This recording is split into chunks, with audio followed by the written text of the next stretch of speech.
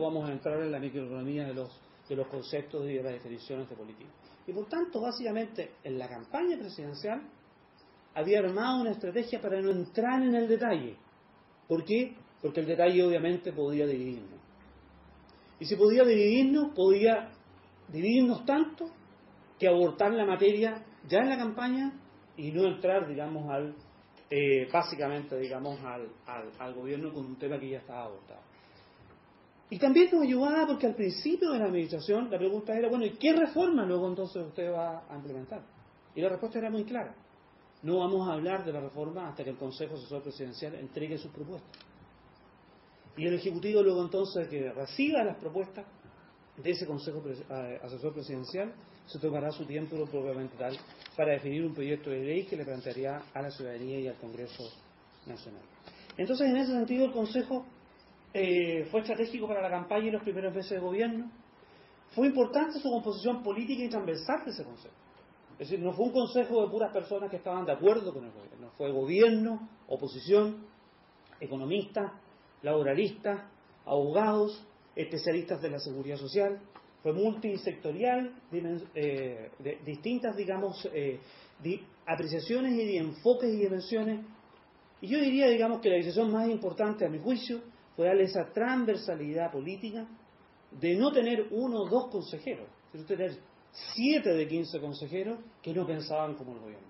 Porque básicamente lo que estábamos diseñando era una política de Estado, que no tenía que ver con, por supuesto que la impulsaba la administración de la presidenta Bachelet, pero era una política para quedarse, para estar afectando las próximas 4 generaciones en Chile, y eso necesitaba un grado de consenso técnico del más alto nivel y de la mayor representatividad. El Consejo Técnico finalmente se reflejó en su informe. El Consejo, lo podemos ver, es un sendo informe con 2 tomos. El segundo tomo de ese informe recoge todas las opiniones de las organizaciones sociales que pasaron, digamos, por ese Consejo, entregando, digamos, su opinión, donde se elabora un informe, digamos, con alta participación de las organizaciones sociales en el Consejo. Y el Consejo Técnico, yo diría, digamos, en una frase, y esto puede ser muy obvio, digamos, pero el consenso técnico es necesario, pero no es suficiente. Y les voy a dar un ejemplo. El Consejo Asesor Presidencial llegó a un gran consenso. Y entre otras cosas, digamos, planteó un mecanismo para aumentar la edad de retiro de la mujer. Habría que preguntarle, digamos, a Francia cómo le está yendo con eso hoy día. Cómo le podría ir a la sociedad uruguaya. Les quiero decir una sola cosa. La presidenta, estábamos en la ceremonia, tomó el informe del Consejo, que traía una sólida propuesta de aumentar la edad de retiro de las mujeres. Ustedes me preguntan a mí, técnicamente impecable y correcta, digamos, hasta financieramente en el tiempo.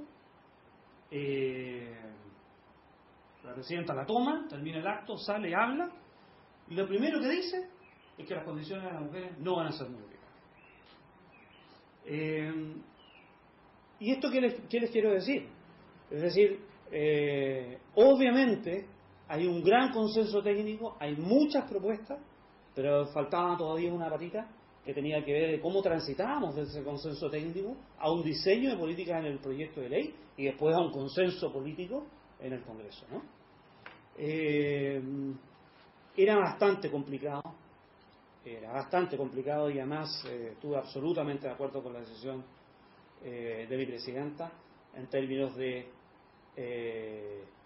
avanzar la economía política de una reforma estructural como la que se planteaba en Chile, adicionalmente siendo ella la primera presidenta mujer en Chile, aumentándole ella la edad de retiro a las mujeres, era algo bastante impensado. Técnicamente puede ser que era muy correcto, y el mensaje que quiero dar acá, no basta el consenso técnico. Ese consenso técnico tiene que estar plasmado en un consenso político también. El segundo tema, yo diría, son las definiciones de la presidenta Bachelet. Hay, digamos, un rol estratégico del Consejo Asesor respecto a cómo su composición, qué rol se le entregaba. Hay una composición del Comité de Ministros que presidió el Ministerio del Trabajo, no el Ministerio de Hacienda, pero básicamente le entregó a la Secretaría Ejecutiva, digamos, de la reforma previsional, al director de presupuesto, digamos, que en ese entonces yo encabezaba la dirección del Ministerio de Hacienda, y por tanto era como desde también del Ejecutivo uno encontraba una fórmula de consenso para poder diseñar una política, donde colocabas al presidente, al ministro sectorial, pero colocabas, digamos, en la Secretaría Ejecutiva, probablemente tal, a cargo, digamos, de los equipos técnicos que llevaban, digamos, en términos del trabajo, y generabas la alianza necesaria también en el Ejecutivo para, digamos, promover, digamos, un proyecto de ley. El informe del Consejo de la Retiro a las Mujeres ya lo mencioné, la dimensión de género, digamos, y el bono por hijo para todas las mujeres, entre otras cosas, digamos, hay una tremenda dimensión de género en la reforma previsional chilena, entre otras cosas porque reconoce, digamos, las falencias que tiene un sistema de capitalización individual, que entre otras cosas, digamos, a quienes tienen expectativas de días más largas, por cierto, digamos, tienen que financiar un periodo más largo en su periodo y con un fondo acumulado, sus pensiones en promedio son menores, y a cualquier latitud y a cualquier meridiano del mundo las mujeres viven más que los hombres. Y en ese contexto, digamos, si es que uno financia con capitalización individual y con fondos acumulados, en promedio esas pensiones son menores y por tanto desde la seguridad social fue conveniente para nosotros, digamos, a la convicción de que había que generar algún tipo de mecanismo que se hiciera cargo, digamos, de esa dimensión de género, aumentándole las pensiones. Crear el sistema de pensiones solidarias, el retorno del Estado al sistema de pensiones, esto que suena tan normal en la sociedad uruguaya, yo se los regalo en la década de los 90 en Chile. Plantear esto era una herejía. Hoy día ya no lo es y se ha transitado básicamente, digamos, a derribar también mitos respecto de lo que es la participación del Estado. Eliminar la indigencia entre los adultos mayores de 65 años. Básicamente, ¿por qué? Porque lo que nosotros estábamos haciendo es crear una pensión básica solidaria, que era un sistema de pensiones no contributivo, donde iba la vena respecto de la extrema pobreza o la indigencia en Chile, y básicamente, digamos, una familia con 2 adultos mayores que recibieran, digamos, ese nivel de ingreso, tenía que estadísticamente sacarlo, digamos, de la indigencia. Porque la idea, digamos, del Ejecutivo es ir al Parlamento con un proyecto de ley donde hay un alto consenso técnico, pero hay que conversar esas propuestas en el Parlamento. Y la forma entonces es cómo traspasar el liderazgo, la gran aceptación que tenía la presidenta respecto de la negociación que se hacía en el Parlamento, donde efectivamente se decidía, digamos, cuáles eran las políticas probablemente tal que se votaban. Y en ese contexto, la presidenta, digamos, entregó un total respaldo al equipo negociador. El consenso político. Clave, a mi juicio, que el consenso político está, digamos, en base, digamos, a un consenso técnico que pasa, digamos, por este informe y el proyecto que desarrolla, digamos, el Ejecutivo. El acuerdo con los partidos políticos de gobierno, el acuerdo con los parlamentarios de gobierno en la Cámara de Diputados, donde básicamente lo que nosotros hicimos en la Cámara de Diputados fue rápidamente escuchar a nuestros parlamentarios, donde lo que no estaba en juego es si se aprobaba la reforma, sino lo que estaba en juego es qué reforma se aprobaba. Esto no era dicotómico, no era aprobar o rechazar, y eso había que entenderlo. Esto se iba a aprobar. La pregunta era cuándo se aprobaba y en qué condiciones.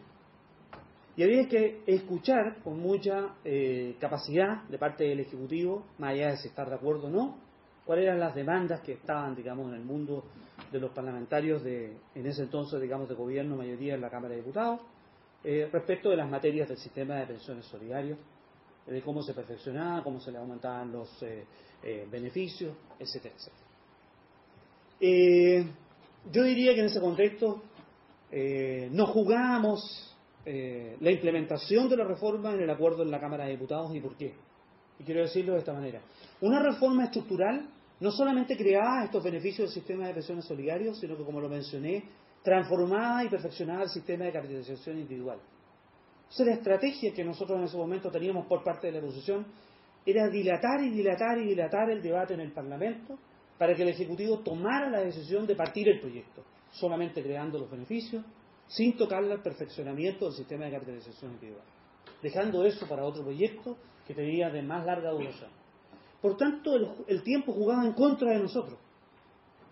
Clave también para haber provocado con intensidad un acuerdo en la Cámara de Diputados que no solamente acordara qué es lo que íbamos a aprobar, no solamente acordara qué es lo que le íbamos a agregar al Parlamento, sino que acordara un tiempo de tramitación para el Parlamento, que era tan importante como acordar si es que le entregábamos un año más de transición al sistema, o si beneficiábamos algo más a los jóvenes, o entregábamos algo de mayor beneficio, digamos, al sistema no contributivo.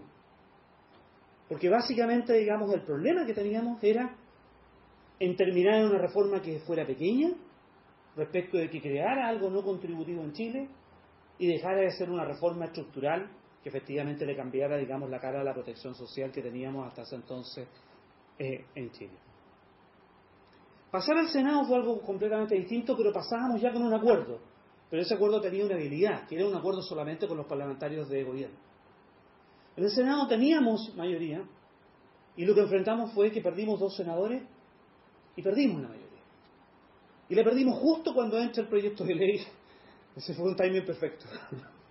Justo cuando entramos al Parlamento, desde la Cámara al Senado, el gobierno pierde la mayoría. Y básicamente en ese momento teníamos 2 alternativas.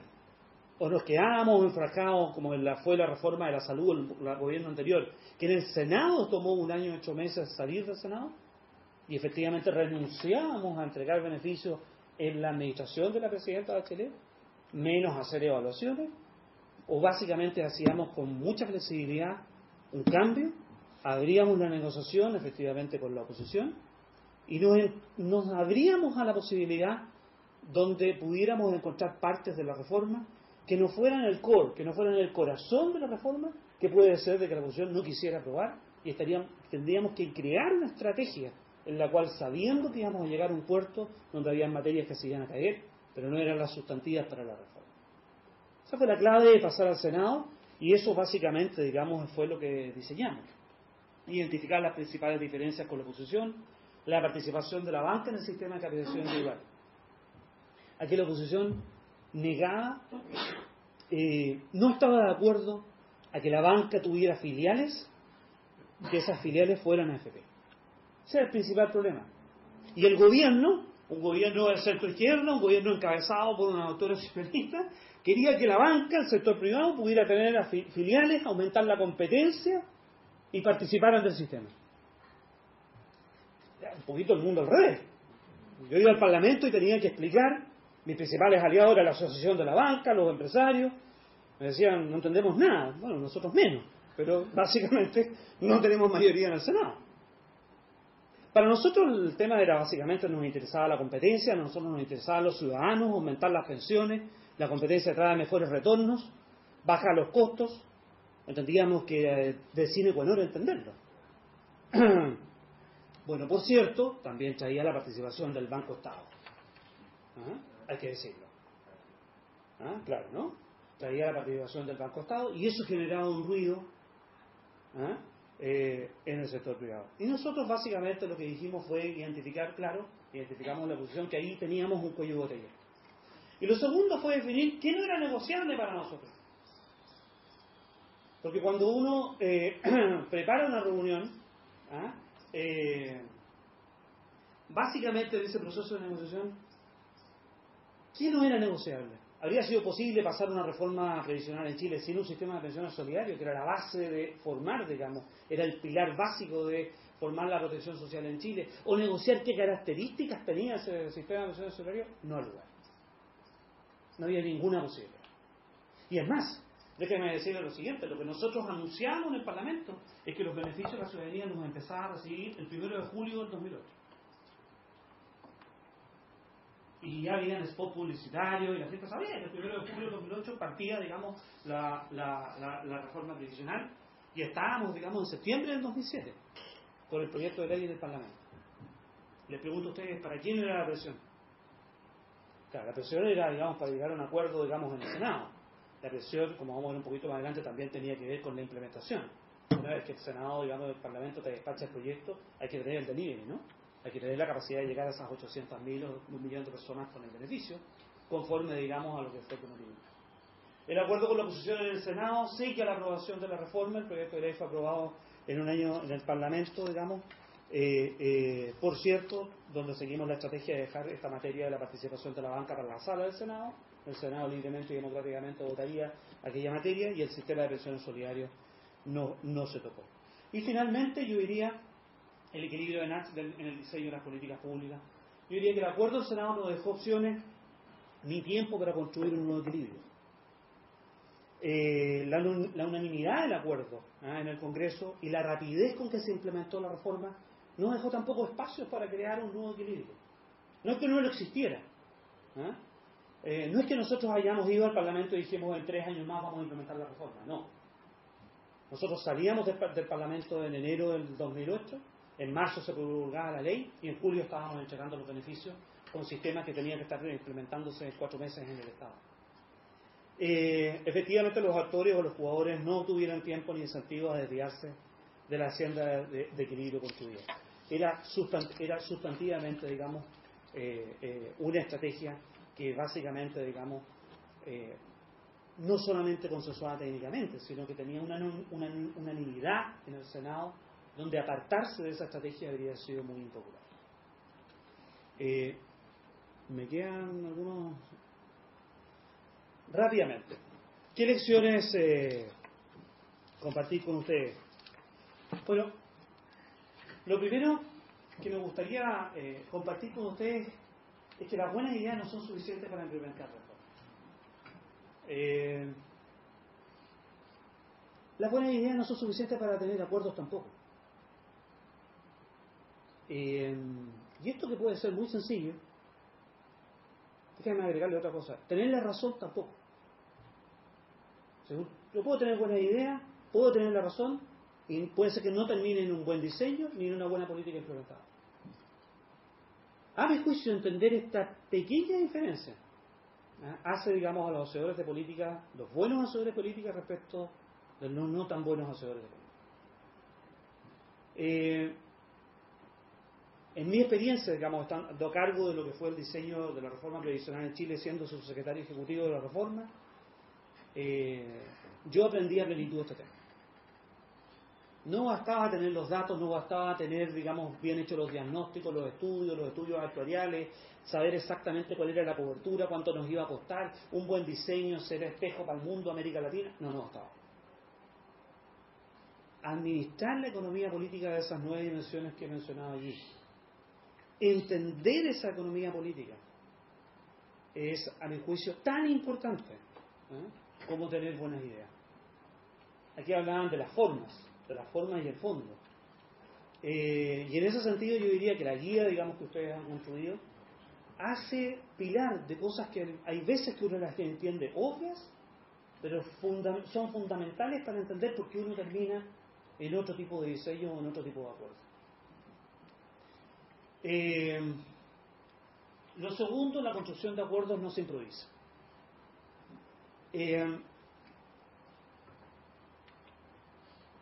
Nosotros realmente, créanme, no improvisamos con la reforma previsional. Nosotros en diciembre del año 2006 anunciamos que los beneficios se iban a estar pagando en julio del 2008. Con una incerteza tremenda. Ustedes pueden ver el discurso de la presidenta, digamos, en el Palacio de la Moneda, donde anuncia el mensaje, digamos, de envío del proyecto de ley y anuncia que se va a crear en Chile un sistema de pensiones solidarios donde el 1 de julio va a empezar a entregar beneficios. Lo que estoy tratando de compartir es que el adelantarse en forma muy anticipada a tener claridad en los diagnósticos, claridad en los diseños, claridad en qué es el corazón de tu reforma, respecto de qué es lo que no vas a negociar, pero qué sí puedes entregar, básicamente explica, a mi modo de ver, en parte fundamental, el que uno sea capaz de construir los consensos técnicos para que después se transformen en consensos políticos, para que uno pase a la implementación probablemente real de políticas de Estado. Adelantarse en el proceso de negociación fue capital para la implementación de la reforma. Segundo, la reforma provisional y la modernización del Estado. Entender, digamos, de que un acuerdo se transforma en una política pública y entender que el Estado es el mismo que administra esa política pública, a mi juicio, es no entender esa política pública. Esa política pública de alguna manera transforma el Estado.